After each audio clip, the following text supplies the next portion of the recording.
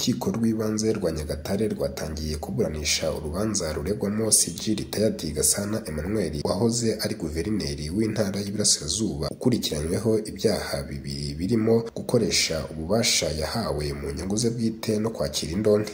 Saa 3 nibwo CG Retired Gasana Emmanuel yinjiye mu cyumba cy'iburanisha. Imodoka ya RIB yamugejeje ku rukiko isaa 12 z'igitondo mbere y'amasaha abiri nibura ngo urubanza rutangire.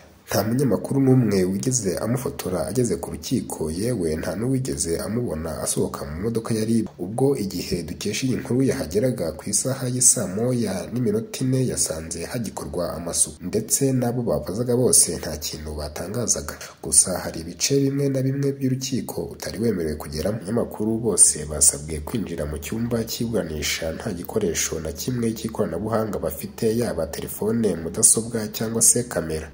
Nyuma nibwo Gasana yinjiye yambaye ikote ryijimye. Ku muryango iburanisha ryabereyemo hari amatangazo avuga ko nta muntu wemerewe kwinjirana ibyo bikoresho usibye abanyamakuru bari bahari, kandi hari n'abo mu muryango. CG Retired Gasana Emmanuel yatawe muri yombi kuwa 26 Ukwakira 2023, hari nyuma y'umunsi umwe ahagaritswe ku nshingano ze nka guverineri w'intara y'Iburasirazuba, umwanya yari amazeho imyaka 2 n'igice. Umucamanza yavuze ko Gasana akurikiranweho ibyaha bibiri birimo gusaba no kwakira indonke no gukoresha ububasha ahabwa mu nyungu ze bwite. Abajije Gasana icyo abivugaho yavuze ko byose abihakana. Umushinjacyaha Habarurema Jean Pierre yavuze ko asabira Gasana gufungwa by'agateganyo kubera impamvu zikomeye zituma akekwaho ibyaha. Ni ibyaha yavuze ko bikomoka ku mikoranire na rwiyemezamirimo Karinganire Eric wari ufite isoko ryo kugeza amazi mu mirima yo mu duce dutandukanye mu Burasirazuba.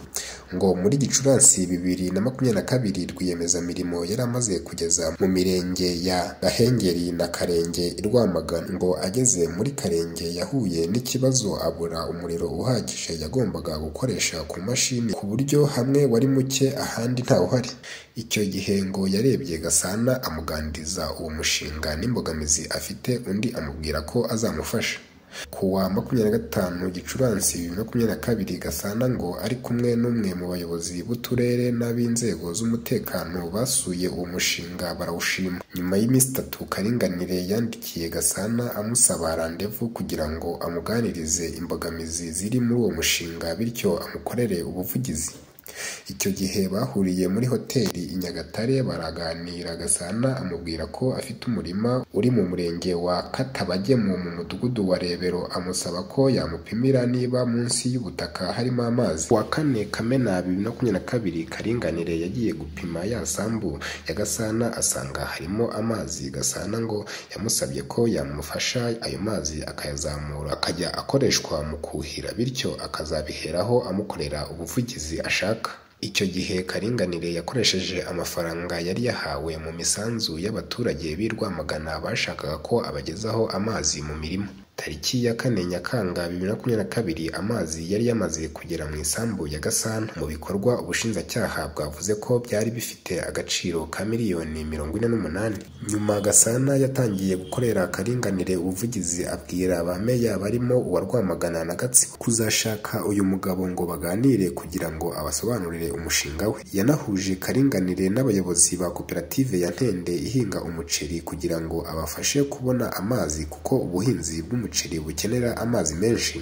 Nyuma ngo Gasana yaje gusa n'uwikanga ko ibyo yakoze bishobora kuzabamo ikibazo, ahagarika rwiyemezamirimo na bimwe mu bikoresho byari byashyizwe mu murima we arabihagarika. Mu mpamvu zikomeye ubushinjacyaha bushingiraho bumusabira gufungwa by'agateganyo ni uko ngo RIB ubwo yageraga ku isambu ya Gasana tariki ya 27 Ukwakira 2023 isanga hari pompe zicometsemo imipira ijyana amazi mu murima n'umuriro w'amashanyarazi wifashishwaga kugira ngo izo mashini zibashe gukora.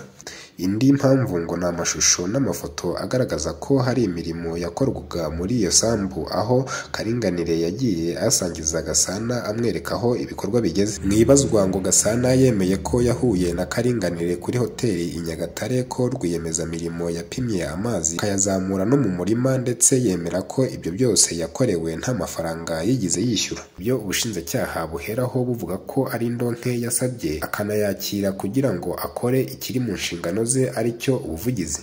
CG Retired Gasana Emmanuel yagizwe guverineri w'intara y'Iburasirazuba muri Werurwe 2021 byari nyuma y'amezi 10 ahagaritswe ku mwanya wa guverineri w'intara y'Amajyepfo. Icyo gihe ntabwo byari byavuzwe ko hari ibyo akurikiranweho.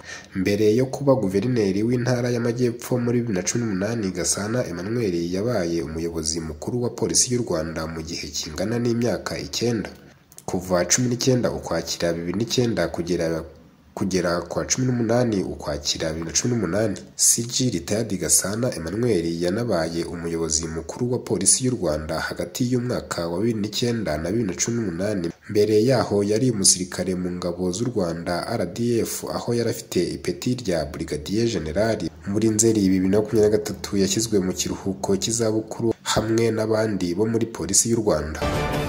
Urukiko rwemeje ko Titi Brown ari umwere, rutesha agaciro ikirego cy'ubushinjacyaha ndetse rutesha n'agaciro ikirego cy'indishyi z'akababaro. Nyuma y'imyaka 2 uyu Titi Brown akurikiranyweho icyaha cyo gusambanya umwana utarageza imyaka y'ubukure akamutera inda. Titi Brown yagizwe umwere n'urukiko rwisumbuye rwa Nyarugenge rwahise runategeka ko arekurwa iki cyemezo kikimara gusomwa. Icyemezo cyo kurekura Titi Brown cyasomwe none ku wa 10 Ugushyingo 2023 saa 4 za mu gitondo. Byari biteganyijwe ko kigomba gusomwa saa 7, ariko ntibyagenze bityo kubera ko hatanzwe impamvu z'uko umucamanza yagombaga kujya kwivuza. Mu cyemezo rero cy'urukiko, ikirego cy'ubushinjacyaha cyateshejwe agaciro ndetse uyu mubyinnyi agirwa umwere ku byaha yarakurikiranyweho harimo gusambanya umwana utarageza imyaka y'ubukure ndetse akamutera inda. Uyu musore warukurikiranyweho n'ubushinjacyaha gusambanya umwana w'imyaka 17 bivugwa ko icyaha cyabaye ku wa 14 Kanama 2021. Ku wa 3 Ukuboza 2021 nibwo urukiko rw'ibanze rwa Kicukiro rwategetse ko uyu Titi Brown afungwa by'agateganyo iminsi 30 ko ari impamvu zikomeye zatuma akekwaho icyaha. Kuva icyo gihe yatangiye kujuririra iki cyemezo kugeza none ku wa 10 Ugushyingo ubwo yabaye umwere atarajya mu mizi. Urukiko rwisumbuye rwa Nyarugenge rukaba rwatesheje agaciro ibi birego byose. Ngira ngo rero Titi Brown benshi bakomeje kuvuga ko akwiye ubutabera arabubonye nyuma y'igihe kirekire. Muribuka ko hari habaye iburanisha ku wa 13 Ukwakira 2023 aho hari haburanishijwe ku kimenyetso ubushinjacyaha bwari bwazanye buvuga ko bwabonye ikimenyetso cya video bari kubyina. Iyo ngiyo akaba ari video itaravuzweho rumwe. Uwunganira Titi Brown akavuga ati se yaba Titi bwo, dore ko batanemera ko ari Titi, ati yaba ari wese kubyina cyaba ari cyo kimenyetso simusiga kigaragaza ko yasambanye n'umwana. Ibyo byose rero urukiko rwisumbuye rwa Nyarugenge rwabisuzumye rusanga Titi Brown koko ararengana, n'umwere, bityo nyuma y'imyaka 2 aburana ku ifunga n'ifunguro ry'agateganyo abaye umwere.